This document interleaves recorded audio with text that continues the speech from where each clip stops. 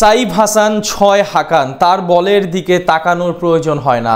অষ্টম ওভারে আবদুল্লাহ আহমদ জায়ের বলে যে ৬টা হাঁকালেন সাইফ, এটা সত্যি ক্রিকেটের এক অনন্য শিল্প। তার ব্যাটিং যেন মোনালিসার মতোই নিখুঁত কোনো কিছু। কি দারুণ ব্যাট করলেন সাইফ, চারের চেয়ে যার কাছে ৬ হাঁকানো বেশি সহজ। একবার নয়, বারবার তৈরি করলেন এমন দৃশ্য দেখে মনে হয় যেন গড়িয়ে বল মাঠ ছাড়া করার চেয়ে উড়িয়ে বল মাঠ ছাড়া করা বেশি সহজ তার। বিস্তারিত প্রতিবেদনে। লিটনের অনুপস্থিতিতে বাংলাদেশের সেরা ব্যাটার কে? হয়তো এই প্রশ্নে কেউই দ্বিমত হবে না সাইফ হাসান। টেস্ট স্পেশালিস্ট হতে এক ধাক্কায় টি-20 ক্রিকেটে এখন তিনি দলের সেরা ব্যাটার।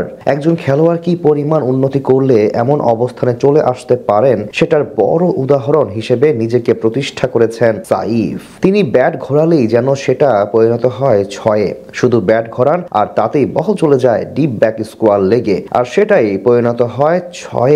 সবার আগে এই ৬-এর দিকেই না হয় তাকানো যাক। ১২.২ ওভারে করা আবদুল্লাহ আহমদ জায়ের বলে সাইফের এই শটটা দেখুন, কি দারুণ এক বল, গুড লেন্থের ডেলিভারি। তবে বেটার শট খেললেন সাইফ, শুধু নিজের কবজির খেলা দেখিয়ে ব্যাটটা ঘুরিয়ে দিয়েছেন তিনি। ব্যাস, আর কে পায় বল, সোজা উড়ে চলে গেছে মাঠের বাইরে ডিপ ব্যাক স্কোয়ার লেগে। ৯২ মিটারের বিশাল ছক্কা।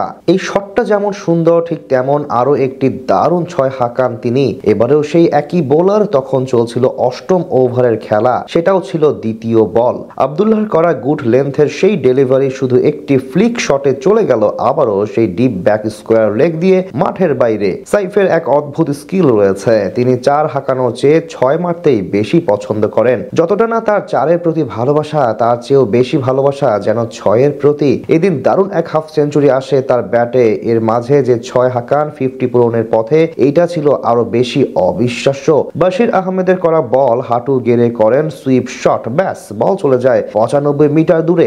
অবিশ্বাস্য হলেও এটাই সত্য। চতুর্থ 50 যে করলেন, এই দারুণ ইনিংসে ৬টি ৬ আসে তার ব্যাটে, অথচ এই সময়ে মাত্র ২টি ৪ হাঁকিয়েছেন তিনি। এগুলি আসলে বলে দেয় কি দারুণ ছন্দে আছেন সাইফ, তার টাইমিং কতটা অসাধারণ। তার কল্যাণেই মূলত প্রথমবারের মতো আফগানিস্তানকে টি-20 ক্রিকেটে ঘরের বাইরে হোয়াইট ওয়াশ করার মতো ইতিহাস তৈরি করতে পারল বাংলাদেশ। এবারে এশিয়া কাপে দলে সুযোগ পাওয়ার পর হতেই এটা করে দেখিয়েছিলেন তিনি।